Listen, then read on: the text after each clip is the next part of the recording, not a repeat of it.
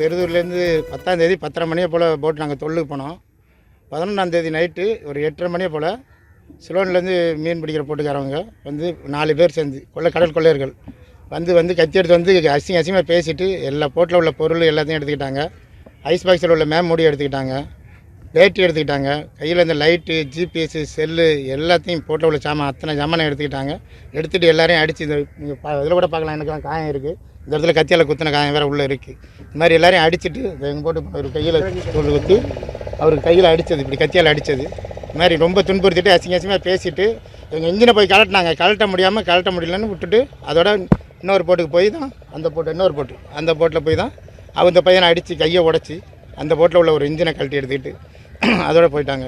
அதுக்கு முன்னாடி எங்களுக்கு முன்னாடி இவங்கள பிடிச்சி இவங்கள்ட்டேருந்து வலைகளை கொஞ்சம் ஒரு 300 கிலோ அளவுக்கு வலையை வெட்டி எடுத்துக்கிட்டு அவங்கள்ட்ட உள்ள மீன் எல்லாத்தையும் பிடுங்கிக்கிட்டு அவங்களையும் அடித்து துன்புறுத்திட்டு போயிட்டாங்க. நாங்கள் சும்மா ஒன்றும் இல்லாமல் அப்புறானே இப்போ வந்து நிற்கிறோம். எல்லாமே இந்த கத்தியை வச்சு தான் இப்படி தான் வெட்டுறாங்க. நாங்கள் சும்மா தொழில் பண்ணாங்க, எங்கள்கிட்ட எதுவும் கிடையாது. அதனால் நாங்கள் அவங்க அடிக்க வாங்கிட்டு அப்படியே உட்காந்துருந்தோம். அவங்க தேவையான பொருள்லாம் எடுத்துக்கிட்டு எங்கள் போட்டில் மட்டும் 75,000 மீன் எடுத்துகிட்டு போயிட்டாங்க சார். சாதாரணமாக இந்த மதிப்புக்கு 75,000 போகிறோம் எங்கள் போட்டில் எடுத்த மீன் மட்டும். அது மாதிரி தம்பி போட்டிலையும் ஒரு 60,000 மீன் இருந்துச்சுன்னு அவரும் சொன்னார். அவங்கள்ட்ட ஒரு 50,000 மீன் இருந்துச்சுன்னு அவங்களும் சொன்னாங்க. எல்லாம் முடியாது இங்கே வந்த பிறகு சொன்னாங்க. அந்த இதெல்லாம் இப்போ ஒன்றுமே இல்லாமல் வெறும் போட்டால் எல்லாம் ஒன்றும் இன்ஜின் இல்லாமல் ஒன்றும் இல்லாமல் எல்லாம் சும்மா கொண்டாந்து பிடிச்சி வச்சுருக்கோம். 10ஆம் தேதி 10:30 போல் போட்டு எடுத்தோம். நேற்று நைட்டு ஸ்லோன் போட்டு ஃபிஷர்மேன் போட்டு தான் 4 பேர் வந்து மிரட்டி கத்தியெல்லாம் வச்சு அடித்து இருக்கிற தேவையான பொருள் எல்லா பொருளையும் எடுத்துகிட்டு போயிட்டாங்க. செல்லு, செயின், வலையை இன்னும் எங்களை ஒரு போட்டு பிடிச்சிக்கிறான். அங்கேருந்து தலைவலிலேருந்து ஒரு போட்டு பற்றிட்டு வரான். இந்தமாரி பண்ணுறாங்க. நீங்கள் எதாவது பார்த்து பண்ணுங்க. 10ஆம் தேதி அன்றைக்கி எங்கள் கிராமத்தில் இருந்து ஒரு 100 ஃபைபர் போட்டு போல் கடலுக்கு மீன் பிடிக்க போனதில் அதில் ஒரு 3 ஃபைபர் போட்டில் கடல் கொள்ளையர்கள் இலங்கை கடல் கொள்ளையர் தாக்கி ஒரு போட்டில் இன்ஜின் எடுத்துகிட்டு போயிட்டாங்க. மற்ற போட்டில் வலை, ஜிபிஎஸ் கருவி எல்லாமே எடுத்துகிட்டு போயிருக்காங்க. இது தொடர்ந்து இப்போ இந்த ஒரு வருஷ காலத்தில் தொடர்ந்து நம்ம ஊரில் நிறைய பொருள்கள் இந்த மாதிரி கடல் கொள்ளையர்கள் தாக்கிட்டு போயிட்டு இருக்காங்க. அது என்னன்னாக்கா நம்ம இலங்கை இப்போ நம்ம இலங்கையை ஒட்டி நம்ம போட்டுக்கள்லாம் போகிறது கிடையாது. நம்ம இந்திய எல்லைக்குள்ளே ரொம்ப தொடர்ந்து இந்த மாதிரி அட்டுழியம் பண்ணுறாங்க. இதுக்கு மத்திய மாநில அரசுக்கு தலையிட்டு இதுக்கு தகுந்த நடவடிக்கை எடுக்கணும். எங்கள் வாழ்வாதாரம் பாதிக்கிற அளவுக்கு போயிட்டு இருக்குது. அதுக்கு மாநில அரசு உரிய நடவடிக்கை எடுத்து மத்திய அரசுக்கிட்ட அழுத்தத்தை கொடுத்து தொடர்ந்து இந்த மாதிரி அட்டுழியம் நடக்குது. அதை கண்டிக்கத்தக்க ரொம்பவும் வருத்தத்துக்கு இதாக இருக்குது. அதுக்கு தகுந்த நடவடிக்கை எடுக்குன்னு சொல்லிட்டு எங்கள் கிராமத்து சார்பாக நாங்கள் கேட்டுக்கிறோம்.